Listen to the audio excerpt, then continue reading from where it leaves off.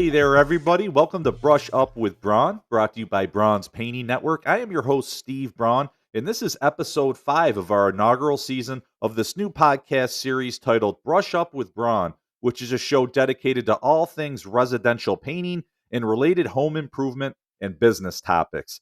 The topic for episode 5 is going to be working in the residential painting trade. This is a discussion designed for people that are interested in working as an employee for a company similar to what I operate in Camillus, New York, Braun's Painting. It is not the discussion about starting your own residential painting business or being a sole proprietor painter. We will have that discussion in episode 6. So, some of the discussion points that we are going to have, we are going to talk about the best aspects of working in the painting trade as far as my opinion goes.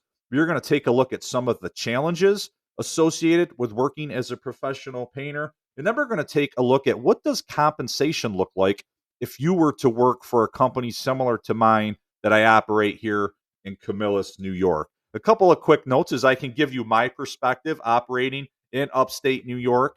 It will not necessarily be exactly the same in other parts of the country or in large metropolitan areas, but hopefully it will still give you a really good perspective regardless of where you are in the country. And keep in mind, it is a perspective of me operating a family owned business. We hire our employees in house as direct W 2 employees. To this point, we don't have any union painter relationships, and that doesn't mean that we won't in the future. I have great respect for the union halls and anybody that is a union painter, and I look forward to learning more about that as we move forward, particularly on this podcast. But I don't, to this point, have specific experience that's relevant to that. Now, having done some research on it and seen where compensation are, I do believe that the compensation we offer our employees is certainly in line with quality compensation. So I think that it's going to be a really good discussion to have. So let's talk about what, in my opinion, are the best aspects of working in the painting trade. And my first point I want to talk about is I believe it is a profession that can be viewed as stable work, not only now, but well into the future. And the reasons for that is I believe that it is maybe a little bit more resilient to what we are seeing happening with artificial intelligence, AI. I know that anybody that is in business or professional people, AI has already made substantial changes to the way that the world is operating and business is conducted, and over the next 3 to 5 years is going to continue to rapidly change a lot of things about the way that we work. And some of the largest threats associated with AI, and just to be clear, I don't believe AI, everything about AI is bad, but it is certainly something that is could be of great concern to a lot of people in different types of professions.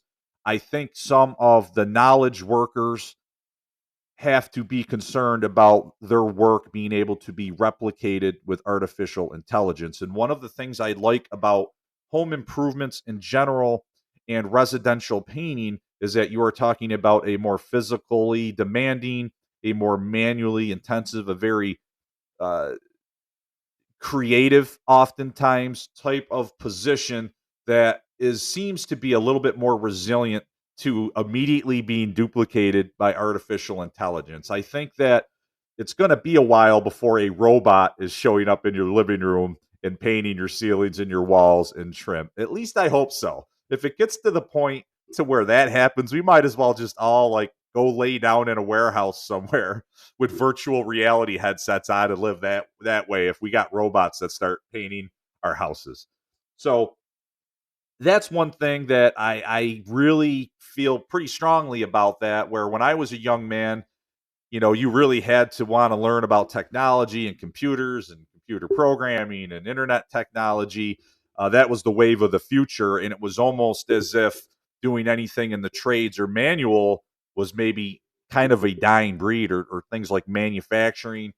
You were kind of steered away from that and encouraged to look in other directions as a young person. Well, I kind of see that maybe flip flopping here as we move forward, where some of these more manual jobs are going to be in higher demand. The other aspect of having stability in the work that is needed is humans are always going to need physical structures and dwellings, both in their home and then places of work and manufacture. So, as long as there are dwellings and structures, there is going to be a need for individuals to maintain them. And that's where residential painting comes in. Now, maybe 50 years from now, we're not putting on paint, we're connecting electrical walls that change color. I don't know. But if that's the case, then anybody that's in the painting business better be smart and see that coming and adjust the way you operate. And instead of maybe painter, it's maybe instead of being bronze painting 50 years from now, it's going to be bronze electrical wall installation crew or something like that. So I ultimately feel good about the stability of the work. And if that was a consideration of yours and you're looking for a career change, something to think about. One of my favorite things about working as a painter, it is a very visually rewarding and stimulating job to where you get to in real time see the results of your work as you do it. You get to see something that didn't look so great or pretty when you started. You make repairs, you clean it up, you repaint it, and you have this beautiful result that you're able to get that internal satisfaction of seeing the results of your work right in front of you. And that's not always the case with every type of job that you have. I also really like the fact that we are regularly changing our work environments, meaning we are going from job to job. With residential work, we are not on the same job site or location typically for much more than maybe at most a couple of weeks. Oftentimes, we're at a job for maybe 2, 3 days or a week, and then we're wrapping that up and we're moving on to the other one. So we are regularly having changing environments. We're getting to work with a lot of different types of people, see a lot of different types of towns in our area, a lot of different types of landscapes, and work on a lot of different types of structures. And it's fun to not have to constantly report to the same desk every day, the same warehouse, the same manufacturing setup. It's one of really underrated aspect of what we do. And not only are we changing environments, but we also get to frequently do different types of tasks. Painting is one of those trades that gets a really bad rap for being mindless, mundane work, but it is absolutely not true. We are doing a lot of different types of things over the course of a project. It goes back to those task pillars that I talked about in prior episodes, where we have a lot of setup work that we're doing. We have job site protection work. We have preparation and repair work. We have various forms of paint application, and then we are cleaning up after ourselves. So there's a lot of different things that we're involved with. And so we are regularly changing it up. And for somebody that might be prone to getting bored doing the same thing over and over again, that is not painting. Taking another look, something that I really enjoy when we talk about job satisfaction is I think we can all agree it certainly feels better during your workday when you can make clients happy and you're not dealing with frustrated, upset, or angry people that might be dealing with very difficult periods of time in their life. And, my wife has worked with some pretty tough jobs and insurance and retail. And she also did medical supply fulfillment. And oftentimes there were scenarios where people were having some very difficult challenges and times in their life. And even though they might have been getting great service and help, you weren't really able to make a huge impact. Now, she had times where she really helped people and that was made clear and she felt great about that. But in our world, the residential painting world, that's what I love is we are really making a really positive impact for people. It's an exciting time in their life when they're having these major improvements done in their home. We're able to make their home look beautiful. This is their own little individual paradise, and we're able to make such a positive impact with the type of work we do. And that makes you feel good when you see how excited people are and smiles on their faces. So when you talk about job satisfaction, I know we all want to make money and get paid, but there's something to be said about that. The other thing is, hey, it's not exactly digging ditches, but painting can be physical work, especially when you're working outdoors and you have a lot of ladder work and a lot of up and down on ladders, but also even working inside when you're operating roller equipment, rolling out ceilings, walls. You're doing a lot of different types of tasks, working a lot of different types of muscles, and you're really, for the most part, in constant motion as a painter. So it's a really good way to keep your body in shape, great exercise and activity over the course of your workday, which, as we all know, cannot be said for many professions out there. As residential painters, I also love the fact that me and my employees are able to enjoy good life balance, and we have a very family friendly work schedule, or a schedule that allows for a really nice social life. We work banker's hours essentially, Monday through Friday. Every once in a while, we'll work in some Saturdays that are optional for my team, and often they're half days. But really, our work days are Monday through Friday, kind of 7:30 to 4:30 type of arrangement, something like that. And we're able to be home and have dinner with the family, or make it to kids' sporting events, concerts, those types of things. We're able to meet friends out for a happy hour, or have really, our weekends are available to us. Oh, hey, I said, gotta keep myself in line. So really very family friendly. We don't have, again, doing residential painting. There are other types of painting careers where the schedules might not be as friendly. If you were maybe doing commercial work or industrial work, where you might have to work in a factory while employees aren't there, or work in a mall or a store while it's shut down. So it doesn't apply to all types of career painters, but residential painting, we're able to, control our schedule, and have them set up during traditional work days. And it's a great benefit to me and my team. And also, an important aspect of working as a residential painter is, if you are interested in being a business owner someday. Hint, hint, episode 6, we'll talk about that. Working as a painter and developing skills as a residential painter could be a great entry level skill set to potentially having your own business someday as a painter. The cost of entry to get into being a painter and having your own painting company is a lot less than other types of business paths. It would be more challenging to start a restaurant or a major retail operation, certainly a manufacturing operation. But if you can get into home improvements, painting is one to where you can get in with reasonable amounts of initial upfront costs. So, hey, could be something to consider. You learn this skill set and you have interest in working for yourself, could be a potential path for you. So, now let's talk about some of the challenges of working in the painting trade. It is not all unicorns and rainbows, obviously, just like any job. Well, it can be a very messy job, both in terms of, exposing yourself to a lot of different types of dust and paint splatter, primer splatter, wood finishing products. So I promise you, you are going to get paint and dust and dirt, and you're going to make messes of a lot of your clothes. Now, obviously, you would want to have your own work clothes, but I can't tell you how common it is to forget that you had a shirt on, or you bring a coat with you, and you swear you're not going to get paint on it, but somehow you get paint on it. Difficult to keep paint off your vehicles and your seats and your steering wheel. It can be one of maybe the biggest downsides, is that you are a mess. And hey, while we do get out of work early, if you've been working all day and your kid's soccer game is at 4:30 and you got to go right from work, you're definitely going to be that parent if you don't have time to go home and shower. It's not like you get to come home as a banker and you just go right to the game and you look great.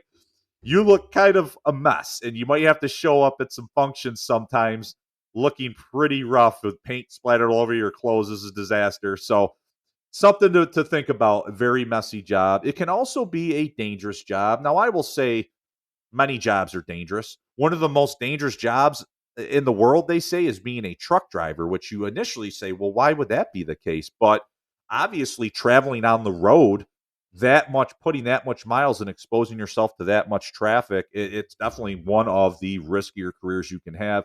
Well, all careers have inherent danger, but painting can have its share of them. Maybe the most notable being potential for fall hazards, especially if you're doing exterior work. Not as big of a concern when you're painting bathrooms and bedrooms, but if you are working on large open foyers and entryways and catwalks, or you're outside and you got to do roof work, can certainly lead to some situations that are dangerous. Now, working for any quality contractor, they should have very safe equipment and procedures in place and safety protocols that you follow to keep people safe. But anytime you're up on a ladder, no matter how many precautions you take, there is always going to be an element of risk to a potential fall and something unforeseen happen. All right. There are other types of dangers that you can get exposed to, material hazards, which is something that we talked about in prior episodes. And there's a lot of ways to be smart about it, and processes and procedures and personal protective equipment that can be worn to protect you from dangers. But there are potential interactions with old lead-based paint, asbestos, mold. Some of the products we work with are not necessarily the most friendly for your skin, and you don't want to get them in your eyes. And again, it comes back to having proper personal protective equipment.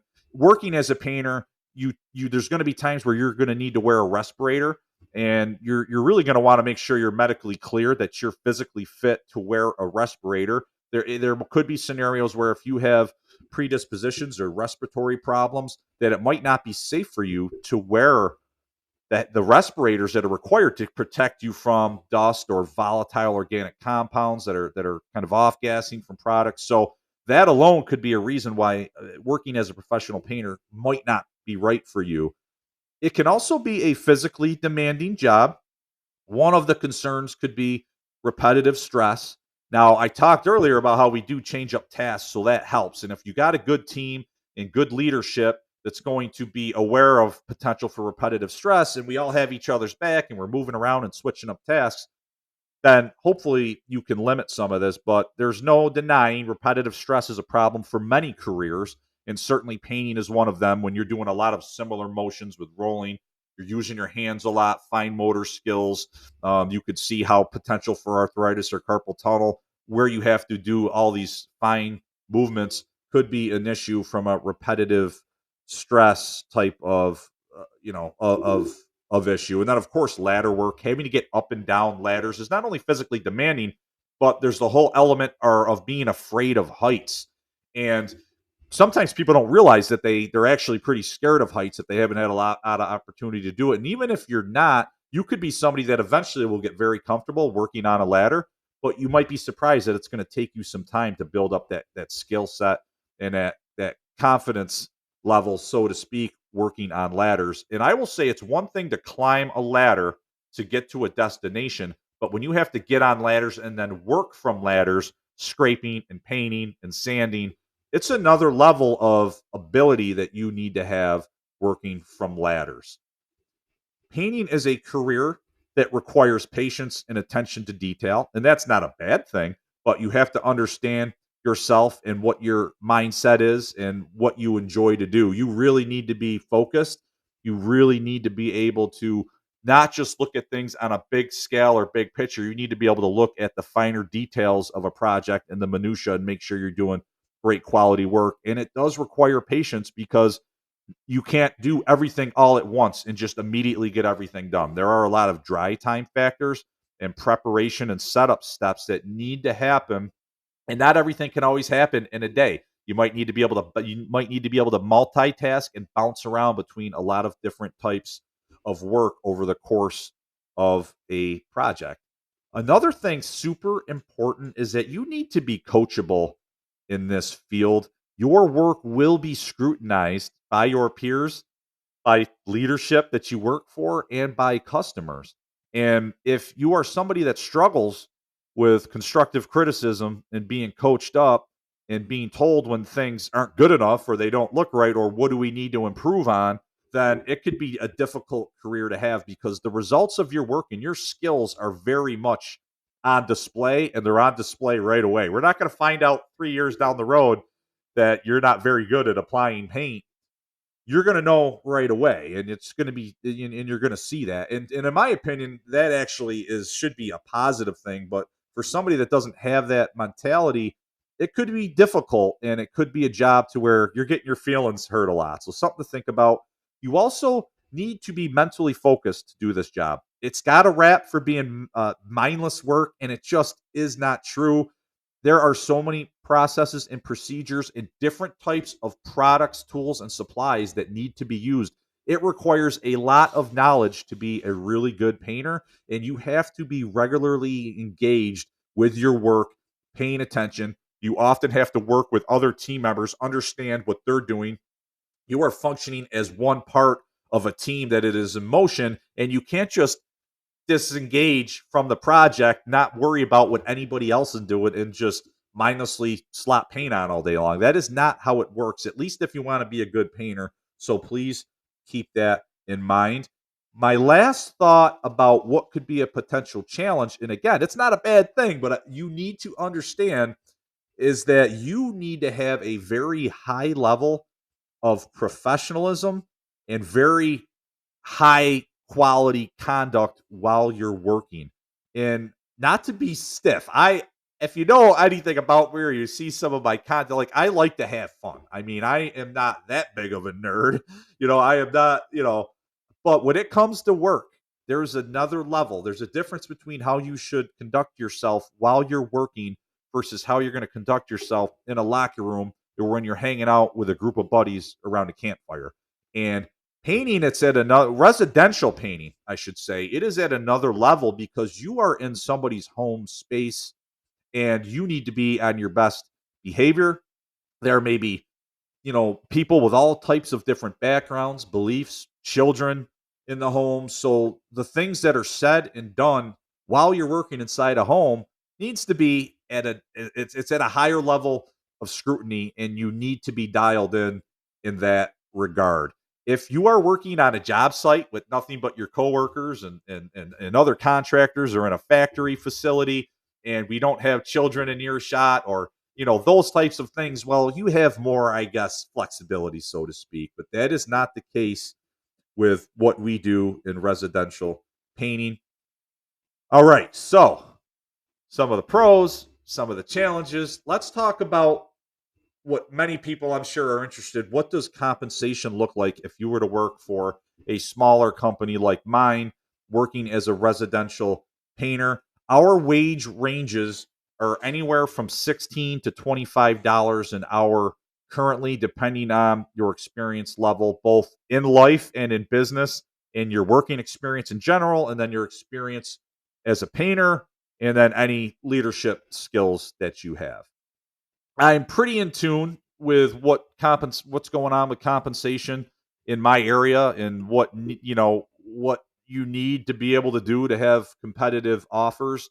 And that's kind of the range we're settled in. Now, $16 an hour would basically be somebody with very little. That's where we're going to start, somebody that has very little work experience and no painting experience.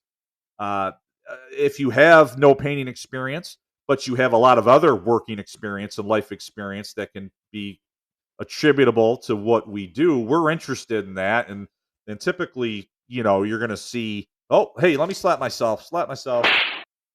Said, you're going to see starting rates that could be 18, $20, 21. Again, it's going to be offers are going to be made based on your individual profile and background, and what the assessment is of your potential to stay around for a while and to be a leader. And then salary, oh, I'm not going to slap myself that time, but wage ranges that are 22 to 25 at my company, that's going to be for people that have established themselves with a little bit of longevity, and they have a very important role on the team, some combination of leadership ability and just really high quality work, a really strong understanding of what our policies are, top notch conduct. They're a pleasure to work with. And we'll always be monitoring what compensation is, what the wages are, and what we need to do to remain competitive. Certainly we can't pay you as if you are a CFO or a computer programmer or a doctor or a lawyer. We're not able to do that, obviously, but I believe for physical work, trade work, I believe we're able to offer competitive wages. If you think about somebody making 23, 24, $25 an hour, I mean 40 to $50,000 range. And then that is not the only form or only way that we compensate people. Even small businesses can offer high quality benefits that are in line with what you might see from larger companies or Fortune 500 companies. Don't dismiss that a small painting company like us can't offer you anything other than a wage, because it's not true. Now, a caveat to this is you have to understand that it does vary wildly when you are dealing with small companies. Compensation can be all over the map. There are a lot of small painting companies that are going to offer very limited compensation packages, so to speak, and it may strictly be about the wage. And of course, there are other companies that might even try to not even properly employ you or legally employ you.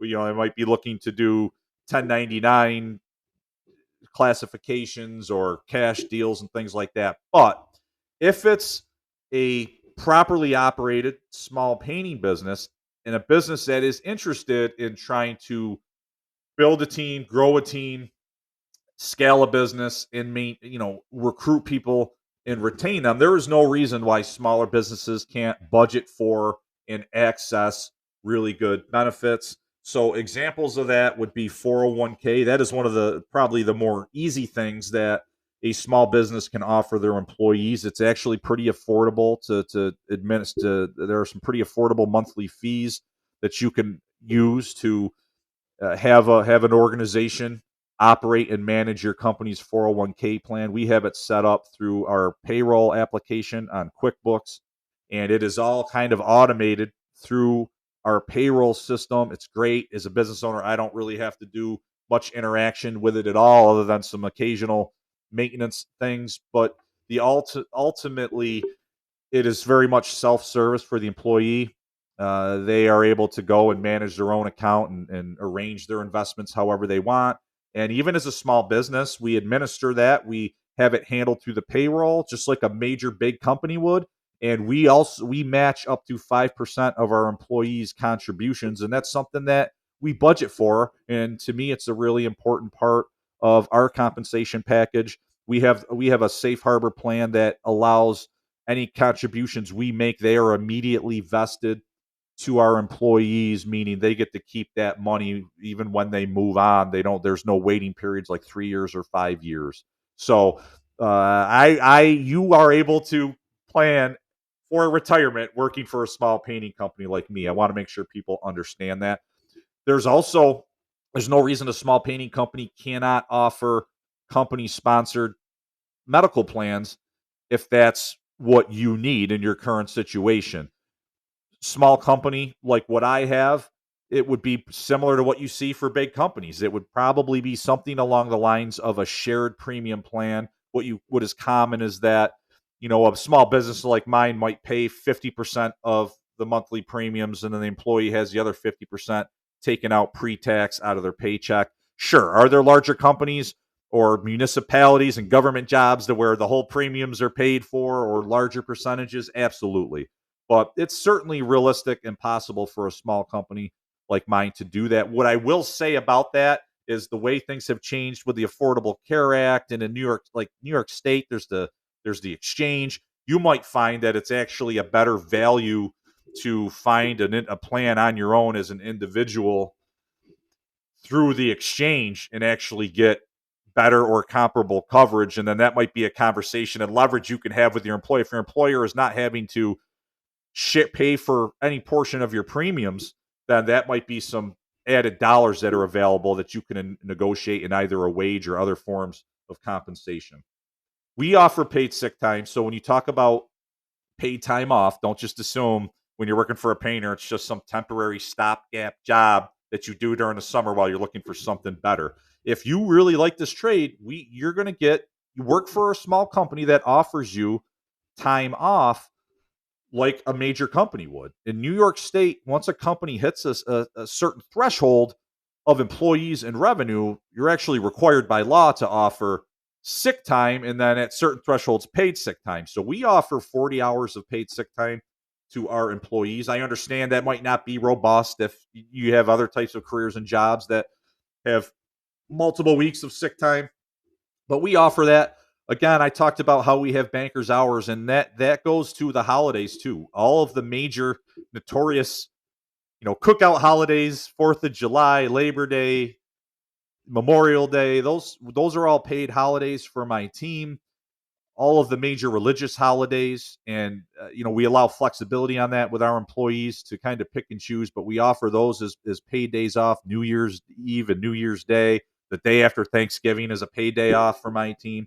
So we're able, as a small company, we're able to budget for that. And I know I'm not alone. I know that there's some other companies like me that want to offer that to their employees as well. Where we are maybe a little bit behind the curve from a bigger company is maybe more robust vacation time. We kind of are currently using a combination of sick and personal time currently. But as we grow and as we add more revenue and when we have a bigger team, it would be easier to budget for and pay for everybody's paid time off. But we offer some of it. I think we have pretty competitive, uh, paid time off in what we're currently doing. And I think you could expect to find that at other small painting companies like me.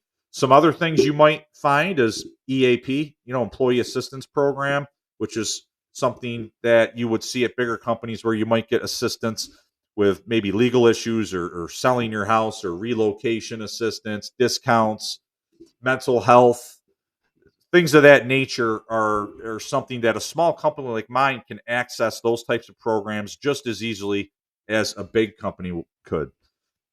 So, wanted to talk about that. You might also see I have a couple of employees on my team that also get stipends in their paychecks for use of their personal vehicles for certain aspects of their job. We also have, we have company vehicle as well, but we offer if somebody is willing to use their personal vehicle, we have some additional compensation for that as part of what we do. And that is not a shocking thing to see when you are working for home improvement contractors or painting contractors.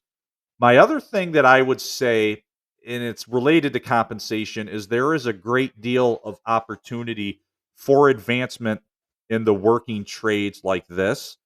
Small businesses, or not just small, bigger contractors, are definitely starving for young quality talent that wants to do this type of work and wants to learn and wants to consider being potential leaders.